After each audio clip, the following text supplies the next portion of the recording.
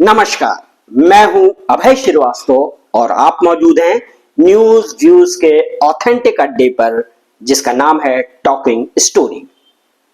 Olympic final से पहले विनेश फोगाट का डिस्क्वालिफिकेशन दुर्भाग्यपूर्ण तो है, लेकिन गिद्ध पॉलिटिक्स को मानो शिकार मिल गया है। क्रोनोलॉजी समझिए। विनेश फोगाट फाइनल में पहुंची तो कहा गया कि जिस रेसलर को पिटवाया गया वो भारत के लिए मेडल लाने जा रही हैं, यानी मोदी बैशिंग। फाइनल से पहले डिस्क्वालीफाई हुई तो फिर कहा जाने लगा कि भारत की बेटी से साजिश हो गई। जरा सरकार बताए कि उनका 100 ग्राम कैसे बढ़ गया। सरकार ने विनेश फोगाट के लिए किया क्या है? जब इस सवाल के जवाब में सरकार ने संसद में बताया कि विनेश को अपनी टीम चुनने का अधिकार था, उन्होंने अपनी पसंद से अपना ट्रेनर, अपनी बाकी जो सहयोगी हैं उनको चुना और उनके ऊपर पेरिस ओलंपिक में टैक्स पेयर्स के खर्चे से 70,45,000 से ऊपर खर्च हुए,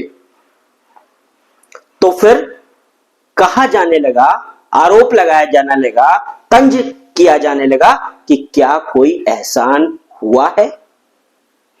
हां, बिल्कुल एहसान हुआ है। जो लोग ये पूछ रहे हैं उन्हें मैं बता दूं कि ये विनेश फोगाट पर बिल्कुल एहसान हुआ हो।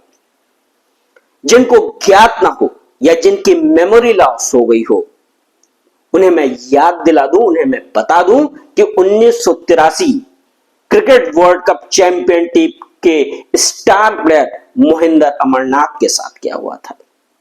मोहिंदर अमरनाथ ने सिर्फ इतना भर कहा था कि जो सेलेक्टर्स हैं वो बंच ऑफ जोकर्स हैं, तो फिर मोहिंदर अमरनाथ का क्रिकेटिंग करियर तबाह हो गया। न सिर्फ एक खिलाड़ी के तौर पर, बल्कि बाद के दौर में एक चयनकर्ता के तौर पर मोहिंदर अमरनाथ कभी भी भारतीय क्रिकेट में सरवाइव नहीं कर सके, क्योंकि उन्होंने सरकार के पसंद से बैठे हुए लोगों को बंच ऑफ जोकर्स कह दिया था। जबकि विनेश फोगाट के साथ क्या हुआ? यह बात सही है कि कुश्ती संघ में मनमानी और यौन शोषण के आरोपों में घिरे ब्रजभूषण शरण सिंह के खिलाफ अगर उन्होंने संघर्ष किया तो उसमें कोई गलत बात नहीं थी, लेकिन किससे यह बात छुपी होगी कि वो मोदी विरोधी प्रोजेक्ट का हिस्सा बनी। संघर्ष का हिस्सा बनना और राजनीति का मोहरा बनने में फर्क है, और विनेश फोगाट ने वो सब किया जिससे मोदी सरकार कटघरे में आए। न्याय के लिए वो लड़ाई नहीं लड़ रही थी, वो तो राजनीति की लड़ाई लड़नी शुरू कर दी थी। राजनीति के दांव आजमाने, राजनीति की पटखनी चलनी उन्होंने शुरू कर दी थी। इसमें किसी को कोई शक या शुबहा नहीं होने चाहिए। इसके बावजूद उनके रेसलिंग करियर पर अगर आंच नहीं आई तो ये विनेश फोगाट के साथ एहसान ही हुआ।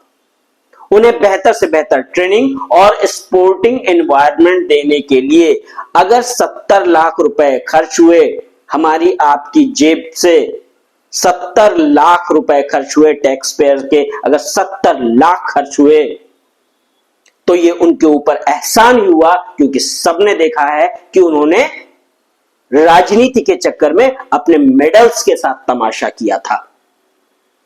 गिद्ध पॉलिटिक्स के लिए विनेश फोगाट जितना मेडल ला करके उपयोगी नहीं साबित होती, उससे ज्यादा वो डिस्क्वालीफाई होकर के उपयोगी साबित हो गई हैं। अब हरियाणा का चुनाव होने जा रहा है अगले कुछ महीनों में, 2-3 महीनों में। विनेश फोगाट का ये 100 ग्राम भुनाया जाएगा। याद कर लीजिए, नोट कर लीजिए इस बात को कि हरियाणा के चुनाव में ये 100 ग्राम भुनाया जाएगा। और ये 100 ग्राम भले ही चुनाव में किसी को जितवाए या हरवाए, लेकिन ये भी तय है कि ये 100 ग्राम भारतीय कुश्ती पर लंबे समय तक भारी पड़ता रहेगा।